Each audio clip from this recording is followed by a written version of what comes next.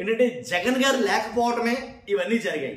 జగన్ గారు లేకపోవడమే, అసలు జగన్ గారే ఉండి ఉంటే అని ఒక అభిమాని, అంటే వైఎస్ఆర్సీపీ అభిమాని, జగన్ గారి అభిమాని నాకు వాట్సాప్లో చిన్న మెసేజ్ అయితే పెట్టాడండి.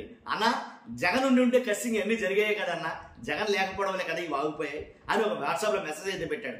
ఆ మెసేజ్ చదవాలనిపించింది నాకు, ఎందుకంటే అతను రాసిన ఆర్ద్రత నాకు నచ్చింది. కానీ అతను పెట్టిన కామెంట్ లేదా ఆ మెసేజ్ చదవాలని ఇంట్రెస్ట్గా ఉంది కాబట్టి ఖచ్చితంగా అది గురించి వీడియో చేస్తా. ఫస్ట్ అయితే లైక్ చేయండి, అభిమాని కోసమైనా సరే లైక్ చేయండి. లైక్ చేస్తే నాకు మోటివేషన్ ఉంటుంది, ఎక్కువ మందికి ఇన్ఫర్మేషన్ షేర్ అవుతుంది. కొత్తగా మన ఛానల్ చూస్తే పక్కంగా సబ్స్క్రైబ్ చేయండి. మీ అమూల్యమైన అభిప్రాయాన్ని కామెంట్ రూపంలో తెలియజేయండి.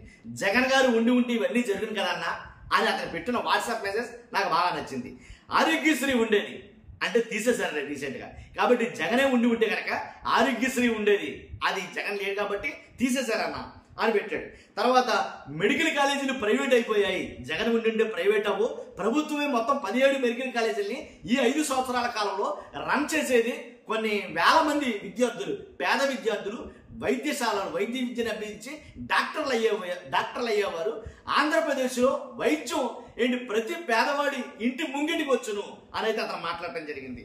అంతేకాదు ఏవైతే పోర్టులు ఉన్నాయో 3 పోర్టులు కూడా ప్రైవేట్ చేసే పనిలో ఉన్నారు కాబట్టి అలా కాకుండా జగన్ ఉండుండే ఖచ్చితంగా అవి కంప్లీట్ అయిపోయాను అనేది కొన్ని మాటలు.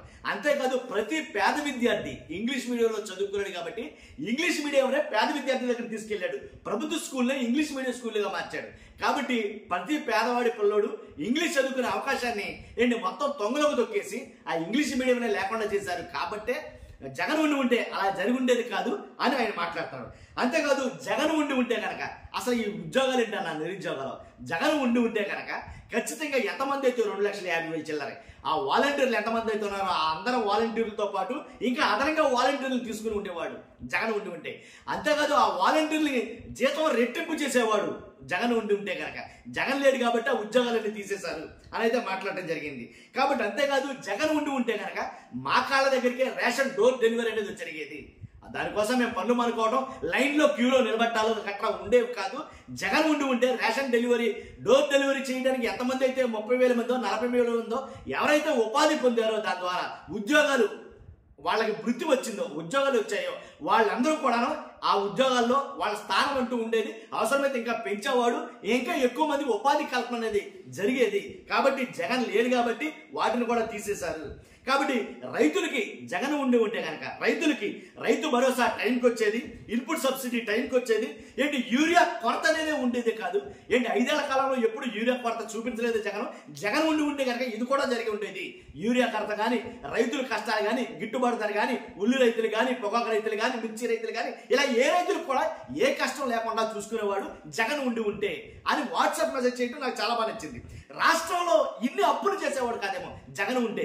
జగన్ ఉండి ఉన్నది 5 ఏళ్ల పాటు, 5 ఏళ్ల పాటు చేసిన అప్పు చూస్తే కనుక, ఇప్పుడు కూటమి చేస్తున్న అప్పు చూస్తే కనుక 5 ఏళ్ల పాటు జగన్ చేశాడు, దాంట్లో సంవత్సరాలను చేసేశారు కదా నా కూటమి ప్రభుత్వం. కానీ జగన్ ఉండి ఉంటే రాష్ట్రానికి నప్పులు ఉండేవి కాదు కదన్నా అని అతను పెట్టిన వాట్సాప్ మెసేజ్ చదివానండి. నిజంగా టైంకి బట్టలు నొక్కేవాడు మన జగన్ ఉంటే కనుక. సంవత్సరాల నుంచి సంక్షేమ పథకాలు అమలు చేయాలి, సంవత్సరం దాటిన తర్వాత సంక్షేమ పథకాలు అమలు చేసింది కూటమి ప్రభుత్వం, అది కూడా అరా కొర్రాగా.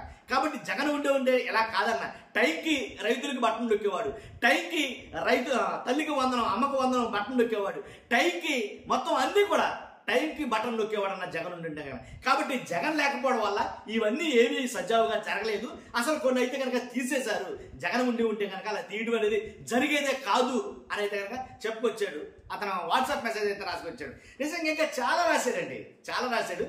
ఇంకా అవన్నీ చదవాలంటే కనుక అవదలే కానీ చాలా రాశాడు. అతను రాసిన వాట్సాప్ మెసేజ్ సారాంశం అయితే ఇది. మీకేమనిపించింది? ఆ వాట్సాప్ మెసేజ్ ఏదైతే రాశాడో అవన్నీ కరెక్టే అంటారా నిజంగా? లేదా ఒక అభిమానం కోసం జగన్ మీద ఉండే అభిమానంతో అలా రాశాడేగా? అసలు వాస్తవాలు ఉన్నాయా దాంట్లో? కాబట్టి చూద్దాం, మీ అభిప్రాయం ఏంటో తెలుసుకోవాలనుకున్నాను. ఫస్ట్ అయితే మీకు కామెంట్ చేయండి, ఫస్ట్ అయితే లైక్ చేయండి, ఎక్కువ మందికి చేరాలి అతని ఆర్ద్రత. కాబట్టి ఫస్ట్ లైక్ చేయండి, నాకు మోటివేషన్ ఉంటుంది. కొత్తగా మన ఛానల్ చూస్తే పక్కాగా సబ్స్క్రైబ్ చేయండి. Thank you very much.